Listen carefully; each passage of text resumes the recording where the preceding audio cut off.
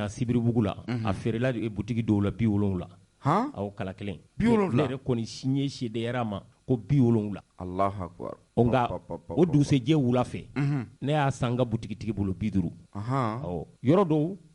olu b'a feere 60 70 yɔrɔ dɔw olu kɔni ye kɛra ala dɔnnaw ye olu b'a feere 50 ni DGCC ma se ka wuli ka jɔ o ko la o tɛ ɲuman ye dɛ yɔrɔ dɔw la ari jamanakuntigi yɛrɛ ma kuma gɛlɛya in kan a kumana a y'a ɲini maliyɛnw fɛ ko an ka sabali an ka ko nɔgɔya ɲɔgɔn bolo bi yɛrɛ kunnafoni fɔlɔ yɛrɛ an t'a daminɛ ni o de ye sugu gɛlɛya sugu fɛn bɛɛ ka gɛlɛya sugaro tɛ san nɔnɔ tɛ se ka san tulu tɛ se ka san buru tɛ se ka san Allahu akbar dɔgɔkun tɛmɛlen prix bɛɛ tun bɛ normal la nka sisan prix bɛɛ balila ka yɛlɛ ko sunkalo anw dun ko ko ala ɲɛ b'a la Abdou mɔgɔw y'a fɔ silamɛya tɛ seli ye dɛ silamɛya tɛ seli ye seli tɛ dɛ seli t'a taamasere ye dɛ ni ŋaniya ma ɲi ni dusukun ma ɲi tabarikala n'i kɛra commerçant jugu ye i y'a faamu e de bɛ fɛnw sɔngɔ yɛlɛ walasa a ka gɛlɛya i ka jamana kɔnɔdenw ma i y'a faamu Ibrahim Jalo ala ma nin fɔ kira ma nin fɔ dɛ aya ne an b'a la kalimata sahada b'an da an tɛ la ilaha illallah e bɛ misiri ni seli wagati fana sera salat misiri ran fɔlɔ commerçant e ŋaniya yan fɛn ka gɛlɛya jamana kɔnɔdenw ma i bɛ taa ala sɔrɔ i yɛrɛ ɲɛ ayiwa jamanakuntigi yɛrɛ da sera ma gɛlɛya in kosɛbɛ tiɲɛ yɛrɛ la Asimu a da sera o ma a y'a fɔ o de la an b'a dɔn k'a fɔ ka hakili bɛ jamana kɔnɔdenw na basigi jamana kɔnɔ hakili b'o la an ka fara ɲɔgɔn kan a ye fɛn min fɔ kosɛbɛ an k'o lamɛn a bɛn ni sunkalo ye bɛɛ b'a dɔn sunkalo ye hinɛ kalo don deli kalo yafa kalo don ka ɲini maliyɛn bɛɛ fɛ bɛɛ k'i hakili kɛ kelen i dusukun kɛ kelen an ka jamana bɔ k'a fɔ maliyɛnw fana ɲɛna ko gouvernement ye fɛɛrɛw latigɛ fɛɛrɛ min y'a to maliyɛnw tɛna kɔlɔlɔ dumuni ko la sunkalo in kɔnɔna la bɛɛ b'a dɔn CEDEAO ka sanction bɛ sen na mais gouvernement ye fɛɛrɛ tigɛ a mɛnna fɛɛrɛ min b'a to dumuni ko o tɛ kɛ kɔlɔlɔ ye ka fɛɛrɛ fana tigɛ fɛɛrɛ min b'a to dumuni bɛ feere wari minnu na prix minnu na gouvernement yɛrɛ y'a ka prix sigi sen kan ka mɔgɔ bila mɔgɔ min b'o prix kɔlɔsi mun b'a to mɔgɔ kanu nin waati in kɔnɔna ka taa gɛlɛya ɲɛsin maliyɛnw ma ka dɔ fara balo sɔngɔ kan mun b'a to kɔlɔlɔ bɛ se maliyɛnw ma mɔgɔ bɛ minnu b'o lakɔlɔsili kɛ n bɛ fɛ k'a fɔ maliyɛnw ɲɛna minnu ka somɔgɔ tora la maliyɛn bɛɛ somɔgɔ tora la k'a fɔ maliyɛnw ɲɛna k'a fɔ mɔgɔ mɔgɔ ɲi bɔnna nin jadi kɔnɔna la k'a fɔ maliyɛnw ɲɛna u ka sa a tɛna kɛ foyi an bɛ o kɛlɛ an b'o kɛlɛ kelen kɛ maliyɛnw ka hakɛ kɛlɛ an b'o kɛlɛ maliyɛnw ka lakana kɛlɛ an b'o kɛlɛ kɛ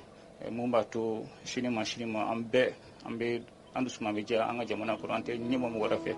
Abdou ni tun tɛ colonel Asimi ye jamana ɲɛmaa a yɛrɛ bɛ ka kuma gɛlɛya kan Abdou président yɛrɛ n'o kumana jamana gɛlɛya kan ko maaw ka sabali i yɛrɛ dɔn ko ni maaw ka an ka ale ye jamanakuntigi n'a ka di a t'a da dɔ la yɛrɛ hali ni kilo kelen kɛra 10,000 a bɛ se k'a san tabarikala a tɛ ɲɔ da dɔn sɔngɔ da dɔn a tɛ sukaro sɔngɔ da dɔn a tɛ nɔnɔmugu sɔngɔ da dɔn a tɛ tulu sɔngɔ da dɔn kosɛbɛ nka jamana miiriya n'a hami min b'a la yasa nɔgɔya ka se a y'i da don a la ka kɛ a m'i da don o la a y'i da don a la o tuma an ka foli bɛ président Asimi ye ka d'a kan nin de b'a jira fana k'a hakili a bɛ sanfɛ hakili bɛ duguma mɔgɔw la kosɛbɛ o bɔlen kɔ a la fɛn min ye jago ɲɛmaa ye n'a bɛ fɔ o ma ko direction nationale du commerce direction générale de la commerce et de la concurrence DGCC Bukadari Dunbiya ale fana tun ko k'a fɔ ko kalo 4 dumuni kosɛbɛ o tɛ dɛsɛ Mali la kalo 4 nin sunkalo in kɔ malo tulu farini sukaro k'o tɛ dɛsɛ an tɛ a fana lamɛn kosɛbɛ n bɛ foli k'aw ye an ye nin lajɛ in sigi walasa an ka se ka an ni ɲɔgɔn cɛ an ka se ka baro kɛ lahala min ni o ye an yɛrɛ ka jamana da dumuni ko ani an mago ɲɛ telimanw sɔrɔli ko ye ka kɛɲɛ ka bɛn ni nin waati gɛlɛya in ye parce que a b'a kalama jamana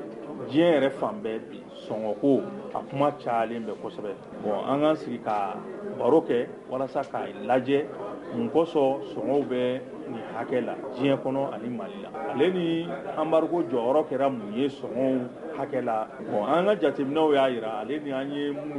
ye sɛgɛsɛgɛli minnu kɛ n'an y'o olu yira u la a yira k'a fɔ ko ni embargo in n'a taw bɛɛ an ka jago ma jɔ surtout ka ɲɛsin da dumunifɛn ninnu ma a bingalen wale talen ka jamana sɛgɛrɛ tile fɔlɔ ni semaine fɔlɔ minnu kɛra minan dɔ n'aw bɔr'o kalama o sukaro ye sukaro sɔngɔ ko gɛlɛyara bon o sɔrɔla parce que mɔgɔw ka faamuyabaliyaw ale ni mɔbili minnu tun bɛ n'ale gɛlɛya minnu donn'o la an y'olu ɲɛfɔ o tɛmɛlen kɔfɛ an y'a ye k'a fɔ an tun bɛ minɛn na don cogoya min na ni dɔ ma fara o kan foyi foyi ma b'o la donc minɛnw bɛ ka don gɛlɛya laban nana kɛ min ye dɔɔnin dɔrɔn o ye alikamako yɔrɔ ta fanfɛla ye bon o fana sirilen tɛ u ka binganni wale la n'o ye embargo ye o sɔrɔla min fɛ parce que diɲɛ kɔnɔ alikama bɛ bɔ yɔrɔ min na n'o ye Rusi jamana ye gɛlɛya min bɛ yen nɔ o bɛ diɲɛ bɛɛ bɔlen b'o kalama donc an ye ɲɔgɔn ye walasa an bɛ se k'o kunnafoniyaw olu di ɲɔgɔn ma fɛn minnu bɛ aw yɛrɛ fɛ kunnafoniw na an ka se k'olu sɔrɔ walasa an ka baara bɛ se ka ɲɛ an bolo mais an bɛ se ka hakilisigi min di mɔgɔw ma o de ye bɛɛ k'o faamuya ka timɛ minɛn hakɛ min donna minnu bɛ ka don ale ni baara jɔlen tɛ banque siraw fɛ baara jɔlen tɛ min ye kɔɔrikow ye cɛsiriw kɛr'o la an bɛ se k'a fɔ bi ni ala sɔnna ma an bɛna se sunkaloba min ma minɛnw bɛɛ sugu kɔnɔna na bon komi laada caman na bɛɛ b'a dɔn k'a fɔ sunkalo bɛ tɛmɛ cogoya min na a bɛ k'o cogo kelen de la ka semaine fɔlɔ mɔgɔw bɛ girin sukaro nɔfɛ mɔgɔ dɔw bɛ sukaro feere u ma deli ka sukaro feere donc u bɛ taa u b'a yala yala quartier kɔnɔ walasa ka dɔ ɲini a la o laada kɔrɔ min b'an fɛ o laada kɔrɔ de bɛ yen nɔ o t'a yira k'a fɔ ko sukaro ko gɛlɛya bɛ yen sukaro min b'an bolo yan nɔ kalo 4 fo ka taa se o sanfɛ a b'o bɔ min maralen bɛ an bolo yan donc sukaro ko tɛ an na malo ko tɛ an na gɛlɛya minnu bɛ yen ka kɔrɔ n'olu ye laadala gɛlɛyaw ye an bɛ ka jija k'olu la mun b'a to olu bɛ se ka nɔgɔya c'est pourquoi n'i y'a jateminɛ gouvernement ye cɛsiri kɛ commissariat à la sécurité alimentaire la ni gɛlɛya kun bɔra dɔrɔn an bɛna ka na OPAM ka malo ka a dayɛlɛ mɔgɔw ye mɔgɔw bɛ se k'a sɔrɔ nɔgɔya la mais an tɛ ala deli o gɛlɛya la donc baara wɛrɛw fana bolo dalen don ni ala sɔnna ma aw bɛna to olu fana ye tile 2 na o de ye an ka jagokɛlaw ale ni minnu bɛ baara kɛ sɛnɛ hokumu kɔnɔna ni baganmara hokumu kɔnɔna na u y'u fara ɲɔgɔn kan ka fɔ ɲinan kɔni Bamakɔ sugu kɔnɔna na u bɛ na ni misi 5,000 n'i y'a jateminɛ an ka kalo misi bɛ bɛn 4,000 ɲɔgɔnna de ma an mago b'o de la sunkalo kalo kelen kɔnɔ sunkalo la an ye opération minnu kɛ o jatew b'an bolo donc ni mɔgɔ kelen pe sɔrɔla k'ale bɛna ni 5,000 ye sugu kɔnɔna na an b'a fɔ o ye tare ni ala sɔnna ma an bɛ t'u kɛrɛfɛ komi jagokɛlaw don walasa a bɛ se ka se da dumunikɛlaw ma nɔgɔya la cogo min na ne min fɔ ɲɛna o de don ne ko n ko ni ala sɔnna ma kɔni sunkalo in kɔni malo bɛ yen sukaro bɛ yen tulu bɛ yen tulu bɛ ka na mɔgɔw k'u hakili sigi k'a fɔ ko balo bɛ sɔrɔ balo tɛ tigɛ balo bɛ sɔrɔ ni ala n'a kira sɔnna ma Abdou ni tun ye DGCC voilà nin de tun tɛ affaire économique kɔrɔ ye yan Alpha nalen fanga la Alpha y'a yɛlɛma k'a kɛ direction nationale du commerce et de la concurrence ye donc Musa Traoré ta na tun bɛ fɔ de ko direction nationale des affaires économiques a faamuna Alpha nalen san 1992 a y'a yɛlɛma tabarikala ni tun tɛ Boubacar Doumbouya ye bɛɛ ni jɔyɔrɔ Abdou jamana kɔnɔ ka se ka faamuyali kɛ maçon ka jɔyɔrɔ kɛ wari jatela o k'a ka jate kɛ tailleur k'a ta kɛ i ka kolon kongona k'a ta kɛ chauffeur k'a ta kɛ tiɲɛ tɛ bɛɛ ni jɔyɔrɔ an tɛ ɲɔgɔlɔnbɔlaw fana ma hakili juru carilen don ko n'i b'u lajɛ u bɛ wale mun na o tɛ dɛ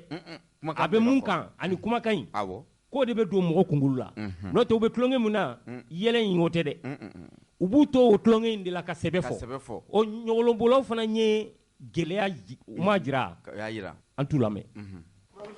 ko kɛra de tun n burankɛ ne bɛ taa n ka bilankɔrɔ bɛɛ de banna pewu k'a sababuya kɛ nasɔngɔ dafa ye kunna sini kuma kɔfɛ a nana ni dɔɔnin ye n k'a ma ko nin ye mun ye ko nasɔngɔ ko ne yɛrɛ k'a tɔ dafa kunu ko n k'a dafa bisa ko foyi de t'ale bolo n burankɛ ɲinɛ sunkalo tɛ wa walahi ɲinɛ sunkalo tɛ kɛlɛ jumɛn yan dugutigi sabali kana da ji da wa ye maa si kana to i ka da ka ci muramuso an ka hakili sigi bani mali in bɛ bɔ bolola ni ala ka diɲɛ ye burankɛ mali bɛ bɔ bolola fɔ k'a ɲɛ ala k'o kɛ wa sababu tɛ dɔwɛrɛ ye koyi bɛɛ lajɛlen k'i jɔ i jɔyɔrɔ la o cɛ gouvernement juraw anw jamana den kelen-kelen bɛɛ kuma ye tiɲɛ gouvernement b'a ka baara kɛ k'a kɛ fɛɛrɛw do fɛɛrɛ minnu y'a to jamana denw sera ka minɛnw don jamana kɔnɔ nɔgɔya la diɲɛ bɛɛ b'a kalama u ka laɲini tɛ dɔwɛrɛ fana ye ni juraw ye fɛnw sɔrɔ nɔgɔya la sannibaw a nɔgɔya ka se olu ma n'o tɛ gouvernement t'a ɲini abada i ka fɛn ta ka n'a feere sɔngɔ la i bi bin min na i ka tɔnɔ kɔfɛ i kan k'a bila i kunna de fana ko i fana wajibiyalen don i ka nɔgɔya de kɛ jamanadenw ye. ni ko bɛ nin cogoya la kaban a ti bɛn cogo si la maa ka kɛ sababu jugu ye k'i bɛna gɛlɛya kura wɛrɛ fara an ka nin gɛlɛyaba in kan. san ko nin sunkaloba in kɔnɔ ni ne yɛrɛ ye miiri ɲinɛ sunkalo in mɔni sukoroko ma sukoroko ne bɛ taa n bura. ayi sabali sukaro dama tɛ o dɛmɛ a bɛɛ de don dumunifɛn fɛn o fɛn n'a ka gɛlɛn o bɛɛ de bɛ nɔgɔya la baara ka ɲi fa dɔw fɛ nka hali bi maa kelen-kelen minnu bɛ yen n'olu hakili la k'u b'u tile kɛ k'a san k'a ton ka cogoya bɛɛ lajɛlen kɛ walasa u ka se ka bere sɔrɔ ka a sɛbɛkɔrɔ da jamanadenw kun jamana yɛrɛ kɛlen bɛ ka bere ta olu fana kama DGCC u ka contrôleur u bɛ kɛnɛ kan o ma disparition bɛ toujours nka n'i y'a ye fɛn o fɛn ye n'a y'u kofɔ n'u tɛgɛ dara a tigi kan e ma kɛ ka tɔ ladi. Abdou nin tun tɛ ɲɔgɔlɔ ye kosɛbɛ nin bɛɛ tɛ gɛlɛya de yira yaasa dɔɔni ka do ka bɔ a la. awɔ Abdou a ma fɔ ko maa tɛ tɔnɔ ɲini o kosɛbɛ jagokɛlaw tɔnɔ damatɛmɛ a ma ɲi dɛ. Ibrahim Jalocho i taara feerefɛn ta i nana feere i bɛ dɔrɔmɛ 10 sɔrɔ a la nka a fɔra ko sunkalo ye sini ye dɔrɔn e y'a yɛlɛ ka taa fo ka taa 30-40 sɔrɔ a la a bila i kunna ko min sɔrɔla nin kɔfɛ wari ɲuman t'i bolo dɛ. wari ɲuman t'a bolo o ye kelen ye a ka ca Ala fɛ a wari t'i nafa dɛ. a bɛ ten tiɲɛ tɛ siga foyi t'a la tɔnɔ damatɛmɛ jugu kosɛbɛ a t'i nafa dɛ. o ye tiɲɛ ka d'a kan i y'a fɔ cogo min e bɛ taa fɛn ta 20 n'i ye 5-7 sɔrɔ a kan o ka ɲi mais 15 awɔ walima ka 30 sɔrɔ a sanfɛ dɔw yɛrɛ bɛ kun ni kun yɛrɛ de ɲini a sanfɛ. tiɲɛ yɛrɛ la e tɛ jamana fɛ i jamana kɔnɔdenw hinɛ t'i la. Ibrahim Jalocho a ma fɔ ten ko fasoden jugu k'u bɛ jamana in kɔnɔ jamana in a fanba surtout commerçant kunda Ibrahim Jalocho commerçant fanba o ma ɲi dɛ. ko cɛkɔrɔba dɔ ko ne ma ko maliyɛn bɛ yen maliden bɛ yen ne ye nin kuma in ne ye nin lamɛn ko ɲuman dɛ. a ko fulakɛ a ko maliden bɛ yen maliyɛn bɛ yen. o ye tiɲɛ. awɔ o tuma commerçant ka hinɛ jamana la. inshallah. Abdou Ibrahim Jalocho diina minisiri a tɔgɔ yɛrɛ. Mamadou Kone docteur Mamadou Kone. Sikaso ka don ale fana kumana gɛlɛya in kan kosɛbɛ yaasa silamɛw ka se ka sabali a y'a ɲini u fɛ sunkalo u ka hinɛ jamana kɔnɔdenw na kosɛbɛ an tɛ minisiri an t'a lamɛn. an k'a lamɛn ka saga ni sunkalo koɲɛw ye. sunkalo kalo ɲuman bɔ anw bɛɛ lajɛlen ɲɛnɛ anw y'a ɲini o ala kelen fɛ a ka sunkalo tiimɛ nɔgɔya anw ye o conseil islamique président ka bonya ani mali alimami bɛɛ n'a lɔnnibaga bɛɛ lajɛlen ka bonya ani mali communauté bɛɛ lajɛlen ka bonya an b'o don an ka kuma kɔnɔna na k'a fɔ sunkaloba min nana ni ala y'a yira anw na a don waati ala ka bɔ waati fana yira anw na hɛrɛ la tando ani barika o dilanni kɔ ala ye an b'a ɲini silamɛw fɛ sunkalo nin ye hinɛ kalo ye sunkalo nin ye makari kalo ye an ka dɔ fara an ka hinɛw ni an ka makariw kan ani an ka ɲumanyaw aw ni ɲɔgɔn cɛ ani ɲumanya ka ɲɛsin jamana ma an ka jamana bɛ taabolo min kɔnɔna na sisan bɛɛ lajɛlen b'a kalama k'a fɔ a taabolo ka gɛlɛn kosɛbɛ n'a ma kɛ k'a fɔ ko jamanadenw yɛrɛ ka hakilina miiri ɲuman ka fara autorité ka taabolo ɲuman kan k'o farala ɲɔgɔn kan ka ɲɔgɔn faamuya a taabolo kun ka gɛlɛn kosɛbɛ jamanakuntigi tɔgɔra ani premier ministre tɔgɔra an b'a fɔ aw ɲɛnɛ aw ka sunkalo ni profiter ka dugawu kɛ mali jamana ye ala ka se ka a ka kisi a n'a ka hɛrɛ don jamana kɔnɔ cogo min ala ka se ka bɛn don jamanadenw bɛɛ lajɛlen ni ɲɔgɔn cɛ cogo min na ala ka se ka kanu don an ni ɲɔgɔn cɛ nin waati kelen in fana na an balima chrétienw o fana bɛ o ka mois de carême kɔnɔna na o y'a daminɛ a mɛnna dɔɔni ani ramadan donna ɲɔgɔn kɔnɔna na an bɛ o fana fo ka dugawu fana kɛ o ye k'a fɔ an balima chrétienw ani silamɛw bɛɛ ka jɛ ka dugawu kɛ jamana ye ala ka se ka jamana taa ɲɛfɛ ka jamana bɔ bolo la ala ka hɛrɛ kɛ jamanadenw bɛɛ lajɛlen ye ala ka hɛrɛ kɛ an bɛɛ lajɛlen ye wasalamu alaikum warahmatullahi ta'ala wabarakatuh. Naumana arajo nyeta yo naumana nyamana adinya nabo ko naumana nyeta jama ko do naumana nyamana adinya nabo ko naumana dogi baru kuma sira naumana nyamana adinya Abdou Ibrahim Jalaju ni ayiwa kanta be haketo ni sendo jila no yike kanta ka mai ni se modu ah jumado nere tume kene kan mawula kamboras kanka bosideawla yerma horonya siraba place de l'indépendance kabri nege nyetani kelen demson tarake ka infa wa juma jigine wa ko woni fimbe kabo dugu jugorodi sikatala an woni sera en komi to berete awna an ye midi wakati de anya sense katan jo yiri juru koro tabarikala o nga akoni akera nyana nyi yelike anye melike akene kan anye ma chama nyininga uko kanga bo sedeola kuba nyini asim fe ko asim ka bo sedeola anye finin kono munu fana nyana bo fo ma bandrol asebene mbaka ko abba sedeo malika bo sedeola ante sedeo ko kola anye fem min soro keneka ka sheria munu soro a chama ani anye buru fie ka munu fana soro o be sheria anga franyo ka angola me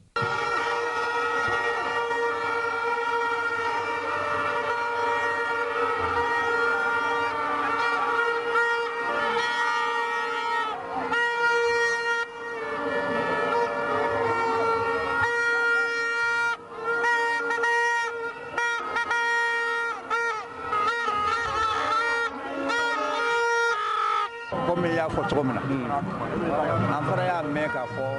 an bɛ ɲɔgɔn sɔrɔ yan an ka yɛrɛba hɔrɔnya kɛnɛ kan n nana o hukumu de la ka fara jama kan nali kun ye jumɛn ye nali kun kɔni ye min mɛn ko misima ka taa ka bɔ an fɛ yan CEDEAO k'u ka taa ka bɔ yan o kɔfɛ tɔgɔ ɲɛmɔgɔya bɛ Senegali bolo sa Union africaine k'o fana ka taa ka bɔ yan an ka wari ka k'an yɛrɛ ta ye ka sefa bila pewu o ŋɛnɛ de b'an na cɛmancɛ fanga ko don cɛmancɛ fanga ko don cɛmancɛ fanga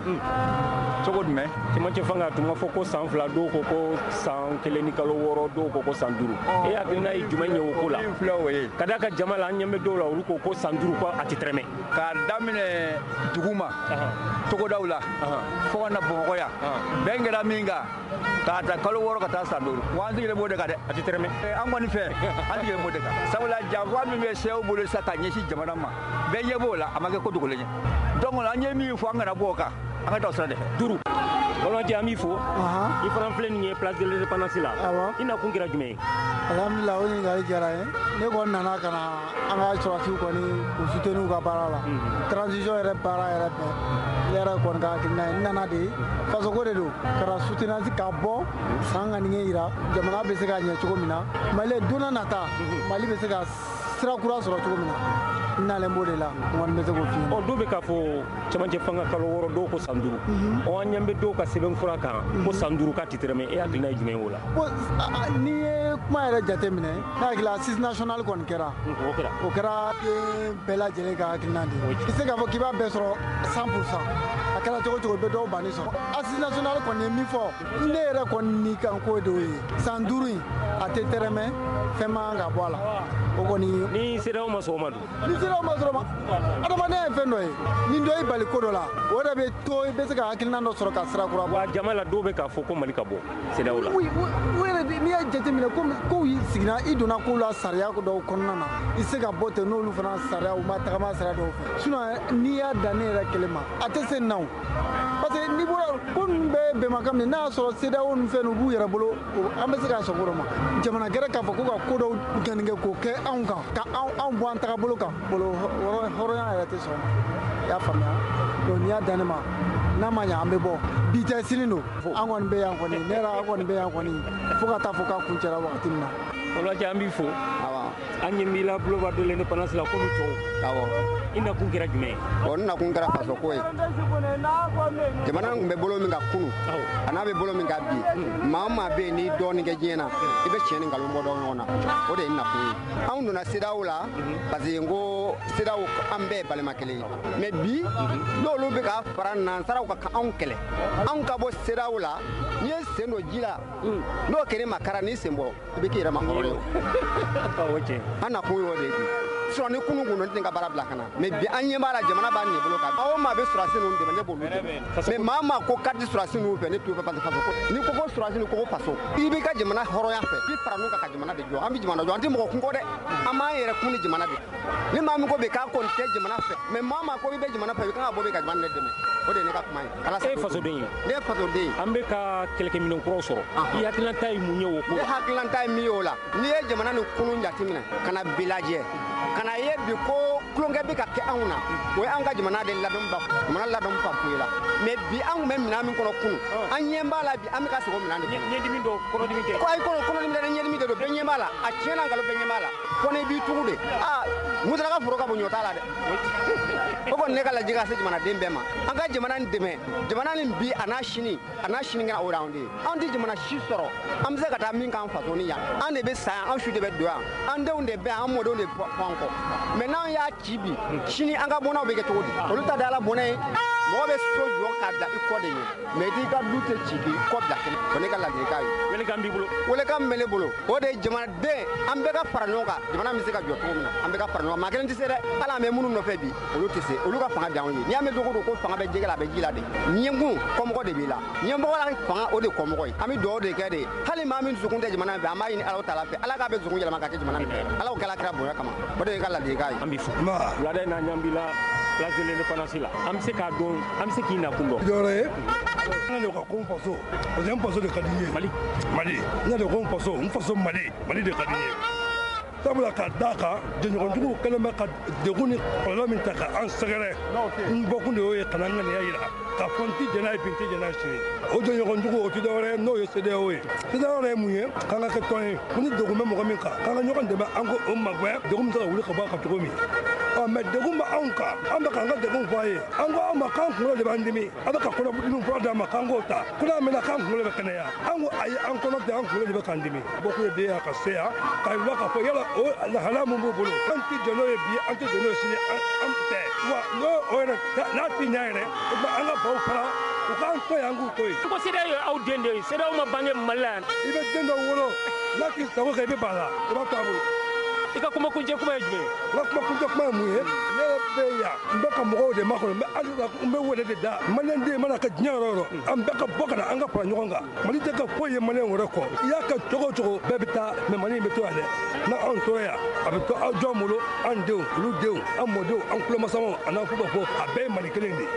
donc f'an k'an cɛsiri de kabi sisan a kɔni gɛlɛyara an bolo o ye tiɲɛ mais an ka puseli kɛ pour que ka sini ɲɛsigi an denw ye. o mun ye ne dabali ban sotarama de bɛ ka maaw ta ka na n'u ye mais nin na bɛɛ de bɛ ka na i yɛrɛ posi kɔnɔ wari la e b'o o lakali cogo di. n b'o lakali cogo min na parce que ko in sera yɔrɔ dɔ la sisan hali ni min tun b'a faamu a bɛ komi i n'a fɔ caman fana ɲini k'a faamu dɛ parce que bɛɛ yɛrɛ ye k'a fɔ tiɲɛ yɛrɛ yɛrɛ la min bɛ ka k'anw na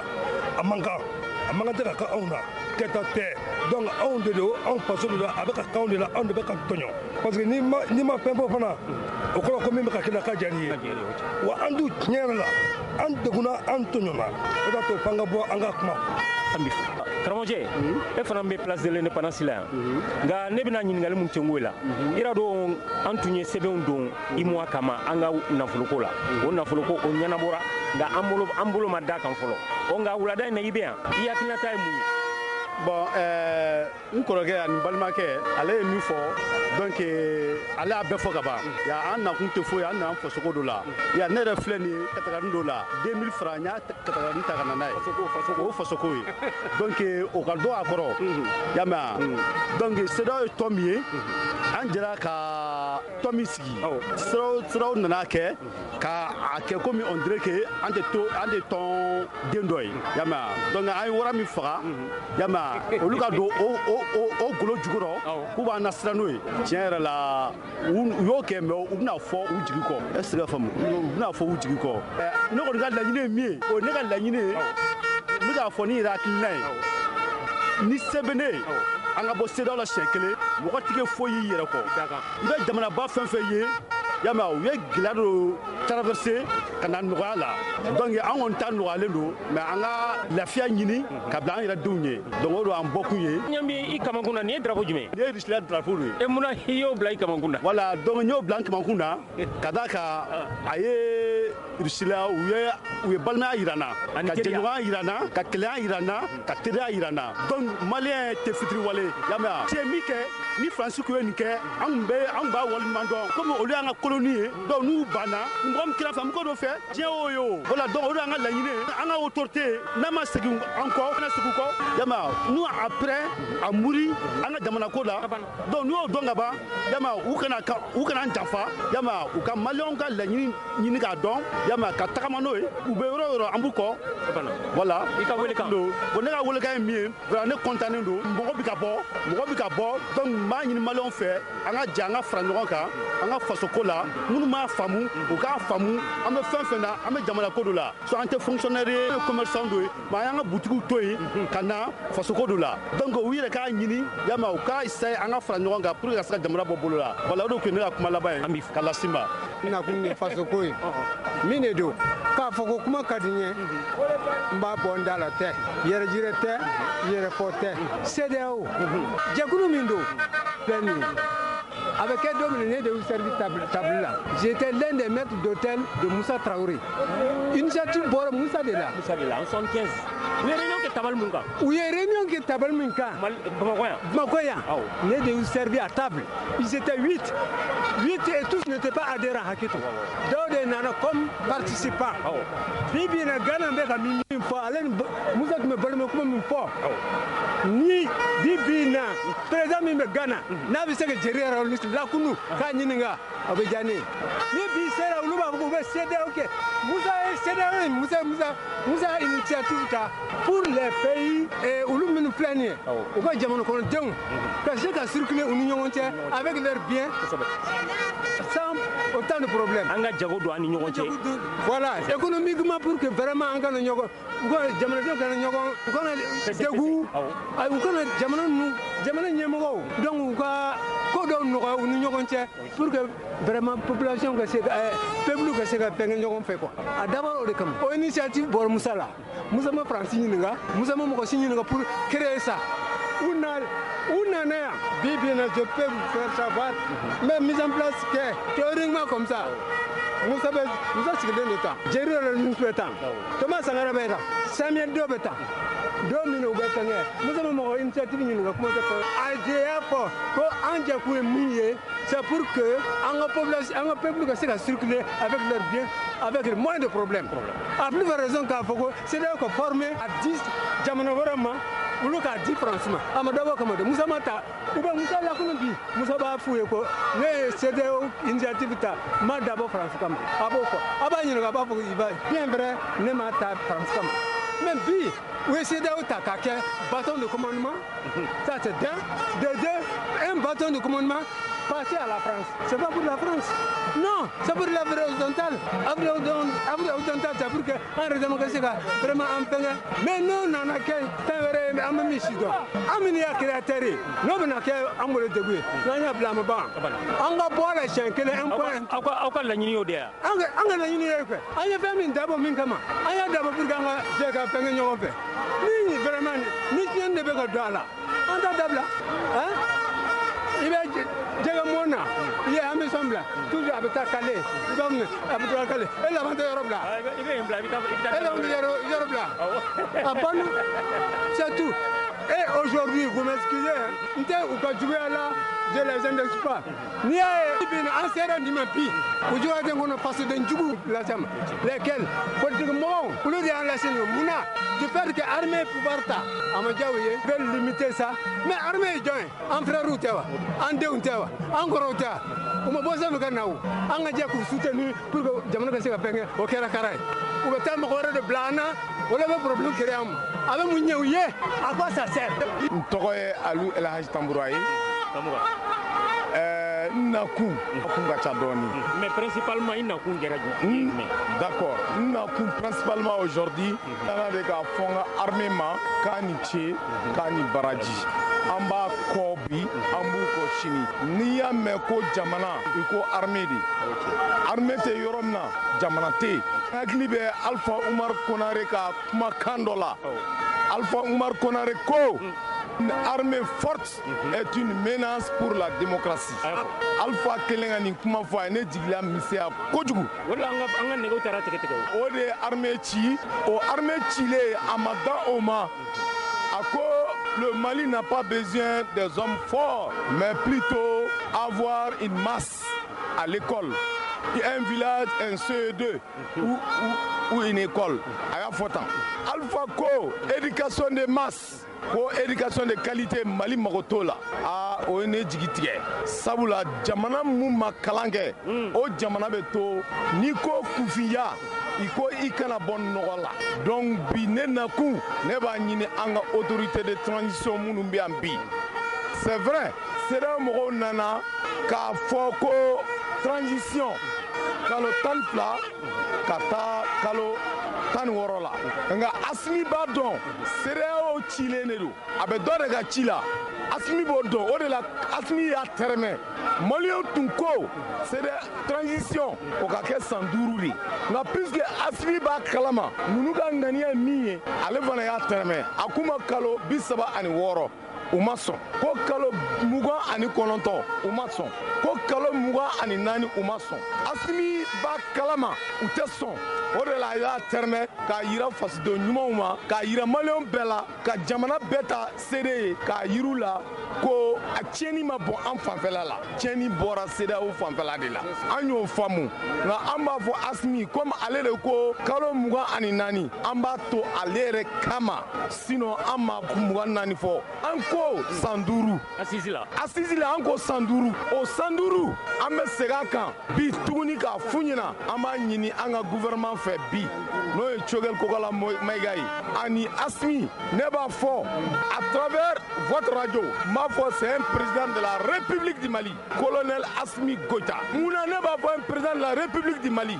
ne b'a mɛn la hali journaliste bɛ taa sente mɔgɔw ɲininka u b'a fɔ ko honorable sɔrɔla yɔrɔ yɔrɔ la président de la République de bɛ yen o sababu ne bila k'a fɔ ko président de la République sabula honorable bɛ yɔrɔ min na maintenant an b'a ɲini an ka nin autorité fɛ u ka segin u kɔ dɔɔni ka segin maliyɛnw ye mun f'u ɲɛna n'o ye san 5 ye o san 5 n'a ɲɛna u bolo an b'a renouveler k'a kɛ san 5 wɛrɛ ye munna tubabu de y'an kalan u ko équipe mun bɛ gagner o tɛ falen n'o tɛ falen munna an b'an ka équipe falen wa n y'a mɛn yala yala kumaw la u bɛ ka an nɛgɛ nɛgɛ ko Asimi ka démissionner ko ka tila ka na candidature poser k'olu b'a dɛmɛ an tɛ sɔn n bɛ misali la ta e ka nin micro in a ɲɔgɔnna ko ye jaman ye jamankuru ko maître nageur filɛ mɔgɔ bɛ yan ko bɛɛ ka kɛ maître nageur ye baji filɛ a fɔra ko an k'o fili ba la ka tila ka maître nageur ka don ba la ka to o jamankuru in ɲini n'u ma ye a kɛra jɔn na ni Asimi mana dun a kɛra jɔn na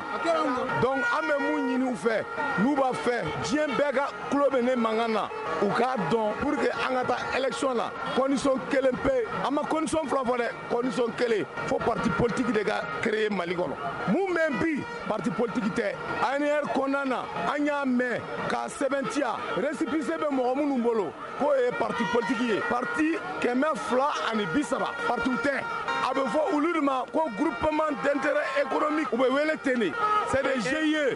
de don u ko an ka nafolo ɲini an yɛrɛ damakun na k'a tilan an ni ɲɔgɔn cɛ an ka sira foyi tɛ faso la o de ye bi yan bi o tɛ se ka taa élection na an tɛ se ka taa élection na san 20 ɲinan kɔ an tɛ taa élection na élection o ma hɛrɛ nati jamana in kɔnɔ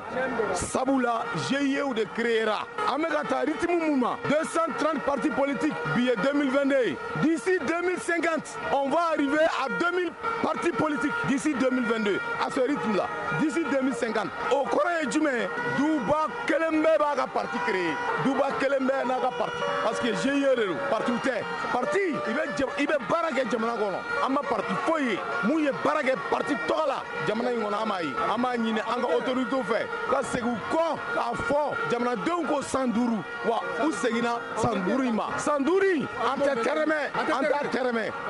san 5 a tɛ tɛrɛmɛ an b'o de fɔ an ka autorités ye san 5 tɛ tɛrɛmɛ a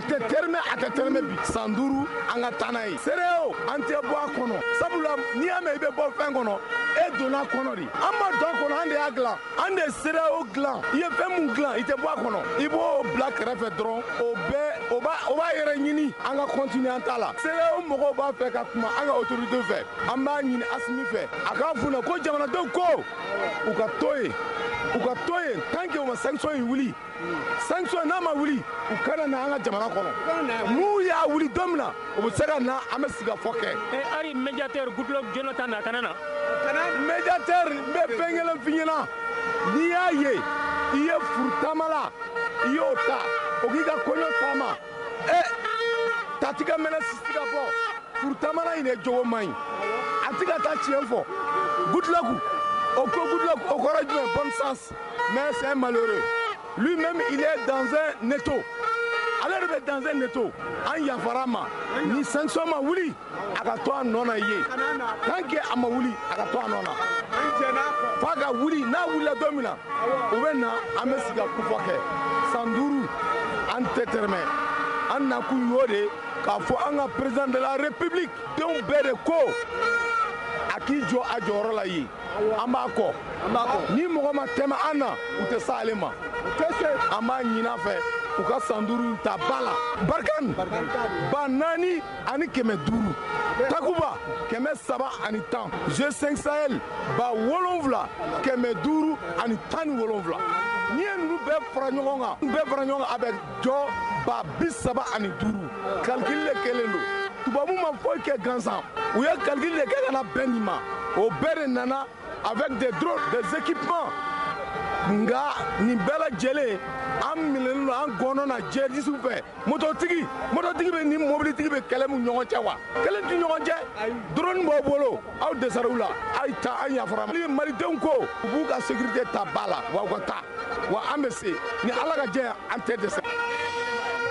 Naumana arajo nyetaga yo naumana nyamana adinya nebo ko naumana nyeta jama ko do naumana nyamana adinya nebo ko naumana dogi baru kuma sera naumana nyamana adinya nebo ko naumana tinya Sunkalo fɛ waati bɛ korontobilikɛlaw bolo wa u bɛɛ sago ye ka dumuni duman nafama de tobi ka di u ka sunkɛlaw ma dumuni mun tobili tɛ waati jan ta Pasta Roma nana o jɔrɔ bɔ sunkalo tobilikɛlaw bɛɛ la Pasta Roma makaroniw bɛɛ la ɲuman ba Maliba tɔgɔla makaroni fɔlɔfɔlɔ dilannen de ko don i m'a ye dɛ ɲinɛ kun fɔlɔ de y'a yɛrɛ ye o kama cicogo ma sɔrɔ Pasta Roma la Pasta Roma sɔngɔ ka di wa n'i y'a kɛ daga la dɔrɔn miniti damadamani dɔrɔn a bɛ mɔ a tɛ nɔrɔ a tɛ nɔɔni bari a dilannen don ni alikamamugu lakika de k'a sɔrɔ produit chimique foyi t'a la guadonnaw n'aw bɛ fɛ ka sunkalo tobili tɔgɔdiya n'a baraji sɔrɔ a y'aw wakili don Kapal SA ka makaroni la makaroni Pasta Roma misɛman n'a kunbaba bɛɛ bɛ yen diya kelen nafa kelen wa tobicogo nɔgɔya ko kelen